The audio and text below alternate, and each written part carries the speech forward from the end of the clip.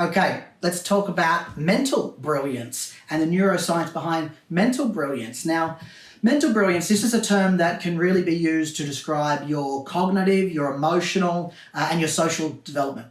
So when we look at the neuroscience behind mental brilliance, it really lies in that complex networks of neurons and nodes and neurotransmitters and hormones and different chemicals, and they're all working together to play a really crucial role in how you're functioning, whether you're functioning properly, and whether your brain is functioning properly. So we've got these neurotransmitters like dopamine, like serotonin. They help regulate your mood, your emotion, while there's also other things like cortisol, which is helping you regulate your stress levels.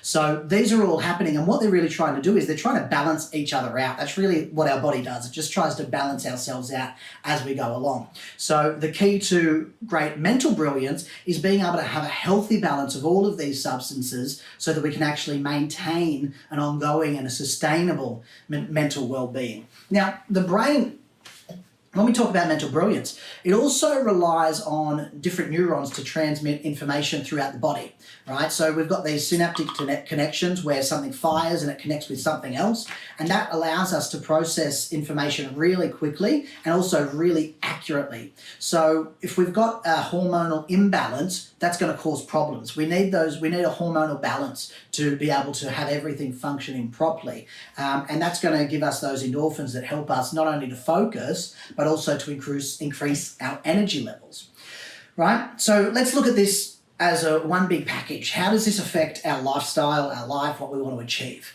Well, if we're high in mental brilliance, we're going to have a big impact on our actual performance, right? So while exercise has been shown to increase memory, concentration, creativity, other things like sleep, it gives our mind time to rest, to process, to make more new connections, and to be a little bit more effective. So there's a lot of different parts that play into mental brilliance, but the overall thing that we really need to know is we need balance. We need a little bit of everything to all work together to actually allow us to be at our mental best.